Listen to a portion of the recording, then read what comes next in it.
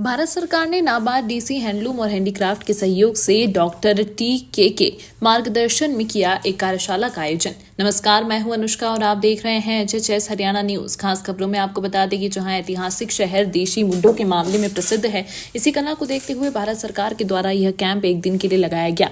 उक्त कार्यक्रम शुक्रवार को श्री बालाजी वाटिका फारूक नगर में जीआई और पोस्ट जीआई पहल के माध्यम से भारत के अद्वितीय उत्पादों के बौद्धिक संपदा अधिकार IPR में आयोजित किया गया। कार्यशाला का मुख्य उद्देश्य कपड़ा और हस्तशिल्प क्षेत्र में हितधारकों के बीच GI के लाभों के बारे में जागरूकता पैदा करना और अधिकृत उत्पादों के लिए बढ़ी हुई आय और रोजगार के संदर्भ में इस IPR को लाभ से में परिवर्तित करने के लिए पोस्ट GI पहल करने की आवश्यकता के बारे में जागरूकता पैदा करना था। उन्होंने बताया कि IPR अधिनियम 1999 की शुरुआत के बाद से 605 उत्पादों को GI के तहत पंजीकृत किया गया है, जिनमें से 300 उत्पाद अद्वितीय कपड़ा और हस्तशिल्प खंड से संबंधित हैं।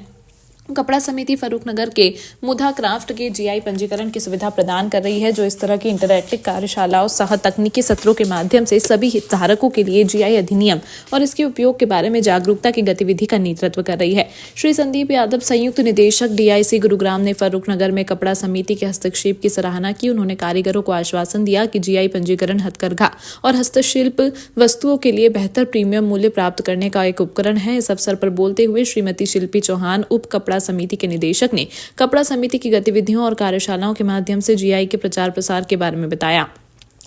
MSME गुरुग्राम के कैलाश चंद्र ने हरियाणा में अद्वितीय हथकरघा और वस्त्र उद्योग को और मजबूत करने के लिए अधिक से अधिक उत्पादों को पंजीकृत करने की आवश्यकता पर जोर दिया और कारीगरों से समूह बनाने और MSME योजनाओं से लाभ लेने का अनुरोध किया। उन्होंने कारीगरों से किसी भी योजना के लिए समूह में आवेदन करने का भी अनुरोध किया। उन्होंने कार्यक्रम के लिए कपड़ा समिति की सराहना की और GI और पोस्ट GI पहल कार्यक्रम के महत्व पर प्रकाश डाला। खुशबू मालिक, ARCS कार्यालय गुरुग्राम, ने कहा, समाज कारीगरों के जीवन के विकास में महत्वपूर्ण भूमिका निभाते हैं और GI और पोस्ट GI पहल के माध्यम से IPR सुरक्षा पर जानकारी प्रसारित करने के लिए कपड़ा समिति के प्रयास की सराहना की। उपाध्यक्ष जयंती चौधरी ने भविष्य की योजना की तैयारी के लिए GI के बारे में कारीगरों के बीच जागरूकता पैदा करने के लिए कपड़ा समिति की सराहना की।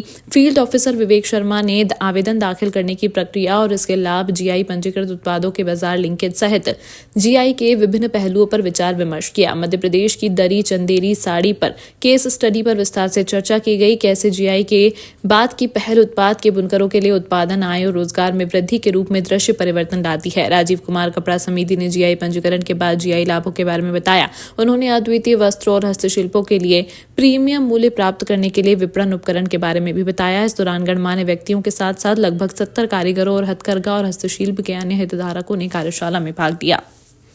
इंस्पेक्टर कोऑपरेटिव सोसाइटी फरूक नगर, ये जब मेरे पास ये सोसाइटी की रजिस्टर करवाने आए थे तो मैं उस टाइम ऑफिस में थी नहीं, बट इन्होंने जैसे फ़ोन किया कि हाँ जी भाई आ जाओ मैडम, रजिस्टर करवानी है, बहुत अर्जेंट है, तो मैं आ गई थी। और इन्होंने जैसे जैसे बताया कि मैडम ये उसमें है, तो मुझे लगा कि ये काम बहुत अच्छा है और बहुत आगे तक जाएगा, तो मैंने कर दी। That's it, thank you.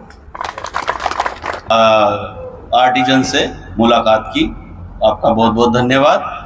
अब मैं रिक्वेस्ट करूंगा जयंती मैडम से कि वो आए और अपने लोगों को संबोधित करें। वाइस चेयरपर्सन है नगर पालिका की।